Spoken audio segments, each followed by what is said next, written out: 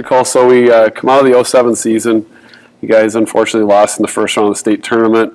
Buffalo wound up winning it that year. It was a strange state tournament as far as games and teams went. But unfortunately, we had to leave that event early. But now you graduate, you go down to Kansas. You step on Evs. You step on the campus. What's your first impression? You obviously visited before, but what's going through your mind? You're there now. Yeah, I think it's kind of the same thing we talked about earlier when I was going from 8th grade to now a freshman on a varsity team. That jump is just, it's hard to explain. You get a lot of guys that I was a high school All-American and I was top 20 kid in the country, but then you get to Kansas and you have 6 other guys that were that, the previous 2-3 years. And, we had a really, really good team my freshman year. Came in and I was just kind of just a young buck with my eyes just wide open, trying to soak everything in. And, I kind of had the same situation with Vaudreuil, with Sasha Khan and Darnell Jackson. Darrell Arthur was another guy. They just kind of taught me a lot. And before that, though, you got to play in the McDonald's All-American game, which not a lot of Minnesotans had. And going back in that, I believe Blake Griffith was in that game. James Harden was in that game. O.J. Mayo. Calathis. Nick Calathis. Then you have Derrick Rose. Was Love in that game? Eric Gordon. Kevin Love. Michael Beasley. So the list goes on. What was that like for you? It was super cool. Yeah. I remember this is kind of one of the things we always joke about, Ellis and I and some of the other guys on the team, was we had a little party at McDonald's because they, being part of the McDonald's All-American game, they go down and they have a party and they're like, oh, have whatever you want. So we had one of the guys on our team, I'm not going to name who he was, but he ends up getting $40 worth of McDonald's. That's a lot of food at McDonald's. $40. And he has 6 Big Macs and 8 large fries, 3 McFlurries, some apple pies, and we're just kind of looking at him like, dude, are you going to eat all that? He goes, no, I'm bringing it home to the family. And did he have a lot of cake then, too? There was cake there. Yeah, he brought some cake home, too. I remember that, too. That was pretty... That's one of the more vivid memories that come back. And, playing that game, it was in Louisville. It was fun. It was it was a good time because I knew most of the guys that I had played throughout, high school with during AAU, and you kind of get to know them a little bit, and then here we are. We're the top 24 kids in the country, and we're in Louisville, and it's just wow. And obviously going into that game with those athletes and stuff, did you notice another jump in the speed? Yeah. It was kind of maybe I'm trying to think of what the word would be, but the start of understanding what college was going to be like, because a lot of those guys went on and started in major programs, whereas I came in, I was basically the last guy off the bench on a national championship team. And you look at Michael Beasley at K-State, I think the first game he had 40 and 20. And you kind of 40 and 20? Mm-hmm. That's just how talented these guys were. Mm-hmm. So you get to play in Fog Allen. Mm-hmm. Tell us about that atmosphere, because that's a unique gym, I believe Williams Arena is too. Yeah, it's. I mean, you've been down there so many times. It's one of those places you walk into and you're just kind of wow. You see 4 national banners, 5 now with our 2008, and you see all these jerseys of All-Americans and Big 12 titles and Final Four runs and just all of those things, and you're just kind of this is really cool. Really cool. And to be able to play there for 3 years, you know, I never lost sight of how special it was, because every time you walk on that court, you know, we knew we had a chance to win, and if we didn't win, we did something wrong. And I remember talking to Coach Self before your freshman season, and him saying, we're going to be pretty good. Mm-hmm. And going down to a game there, and where his seats was right behind the bench. Mm-hmm. And so how unique that court was, when you had a timeout, I could stand up and literally be a part of your huddle. Yeah. I mean, you that's see how the play happen, yeah. and you know if this guy didn't run the play right, he was getting chewed out. So what was Coach Self like to work with? I know he was hard on you guys. There's no question about that. He was. He was hard because he knew how good we could be, and individually and collectively as a group. You know, Joe Dooley was a guy now back in the East Coast coaching where he started at Eastern Carolina, and he was like the guy that recruited me, which I always think that you and him are so similar in that way, because no hair and big ears. no hair and big ears. He was always so hard, and you probably remember this, but the one drill that I hated when I was here, and you brought it out my sophomore, maybe my senior year, because I committed early my junior year. And it was basically like an inflatable ball, and it was a chair. Yeah, it was like a chair. Yeah. And I remember you were like, all right, if you want to do this, and I literally defensive slide the whole way down the hallway by the gymnastics, and I hated it every time we did it, and I tried to get out of it. Find that thing again. But I always think that you guys are kind of similar in that sense of you always pushed me, but you were always so encouraging, and knowing that you had my best interest. All that you wanted me to do was be successful, and you knew how to help me get to that point. So talk about some of the teams you played over your career. Now, that year you guys ended up going to the Final Four, and you had North Carolina first, right? 37-3 my freshman year, and we beat. See if I could do it right. We beat UNLV, and then we went on in Omaha. We played another team before that. I'm blanking right now. It's probably a Southwest Texas State or something like that. Yeah, and then we ended up playing Davidson with Steph Curry in Ford Field in Detroit in the Elite Eight. And the game before that, we played Villanova, which was a really good team. You know, they had Dante Cunningham and a few other guys that played in the league, and they were really good. Then we get to that game, because the year prior they had lost to UCLA in San Jose in the Elite Eight, and it was kind of like, get over that hump. It's kind of the same thing with us. Mm-hmm. Here is, that game was back and forth, and I remember the last play that they ran kind of like this dribble handoff with Steph. Teammate of mine with the Wolves, Brandon Rush, falls down, or he goes for a pump fake, falls down, jumps at another pump fake. Steph Curry is wide open, but the other kid had a great shot at the top of the key and missed it, and we ended up winning that game. And then we go on to play Carolina in the Final Four, which was a breakout game for me. Yeah, that was one of your best games. Yeah, we had played Texas Tech senior night, and we blew them out, and I had a double-double that game. So it was kind of like that game was the start of a little confidence builder. And then we had two guys get in foul trouble, and looking back at it now, Coach Self probably looked at Dewey and was like, oh boy, here we go. We're going to have to figure out what he's going to do today. We got to get to half, because we're in foul trouble. So I got thrown in the game, and I played great.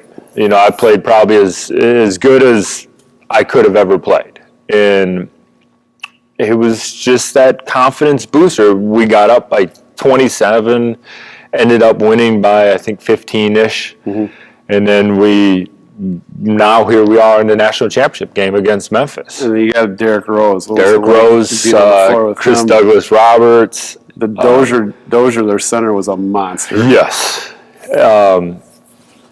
Another kind of a unique team. Very not what you would think of like a college team playing. They just kind of open the floor, dribble, drive, kick, and they just basically played pickup ball. And they were talented. Well, they were the starters of the dribble drive offense. Yeah. And really I think at the point in time they had like 17-game win streak or 22-game win streak going into that game, and we got down, and I remember looking at a teammate of mine, Jeremy Case, who's a senior, and I was like, man, we're not going to do this. We got down 9 with 1:50, and we thought, it was over. This is it.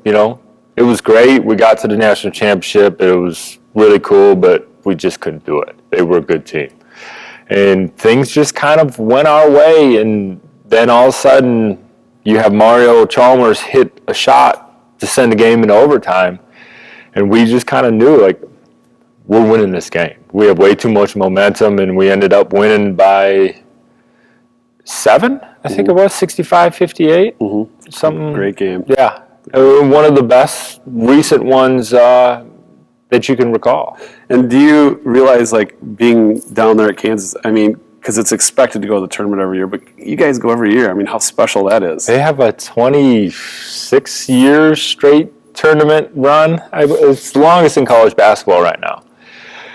And winning in my freshman year, I remember my sophomore year because everybody had left. It was really Sharon, myself, and then we had the Morris twins kind of come in, and you didn't quite know what you were going to get with them at that point. We saw that at practice at one time.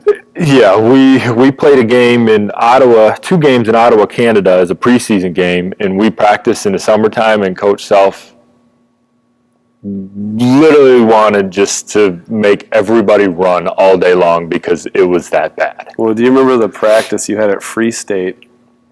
And I'll be PC about it, but he essentially pulled them both aside and said he was going to put them on an airplane and send them back to Philadelphia. I think that happened a few times. So your sophomore year, you guys, of course, are talented and good, but you mentioned playing against Steph Curry. Didn't you play them again in the NCAA tournament, or was it just that 03? So we played them in the tournament my freshman year, and then at home against Davidson, and he had left after his Elite Eight run. So when you were watching him, I don't know how much you played against Davidson though. But could you really tell this guy was going to be unbelievable? Not at that point in time. There were so many other good players. With Derrick Rose and Kevin Love, those kind of Michael Beasley, those guys were the real kind of heavy hitters in college basketball. Tyler Hansborough and Ty Lawson, and he was probably, I don't know what he got drafted at, but he was probably the top 50th best player in college basketball at that time. And you kind of see the progression that he made over his NBA career of kind of being, I guess, what you call a scrawny little shooter. And now to see how good he is, it's unbelievable. Mm-hmm. Yeah. So how did your sophomore season end then down there? How'd that go for you guys? So we came off the national championship run. Sophomore year, it was basically Sharon and I. And we played really, really good basketball. It took a while to kind of find ourselves. But towards the end of the year, everybody kind of was like, oh, wow, these guys can play. Because at the beginning of the year, everybody thought that this was going to end our drought. We were going to be the Florida of a few years earlier they went on 1-2 and then they didn't make the tournament. And they were saying that was going to be us. Coach Self kicked us out of the gym for a week. One time we had to practice over at the rec center. We couldn't wear jerseys. He was not very happy with us, but that kind of taught us those lessons of getting through the adversity, and we ended up playing the first 2 rounds here in the Metrodome. We played North Dakota State, and then side, right? Yeah, and then Dayton. and I had a triple-double that game. And it was kind of one of those things of like coming home and first time playing in front of the home crowd. Your dad got a lot of camera time that game. Oh, I'm sure he did. He probably had his cut off work jeans and paint slapped all over his shirt. So was that the year you ended up wearing a mask? Yeah, I broke my nose. So you broke your nose. And I lost my tooth. Yeah, show them your tooth. I lost my tooth. Now it fits into Kansas real well. It's got my name on it, so I can't lose it. There you go. Yeah, we ended up losing to Michigan State.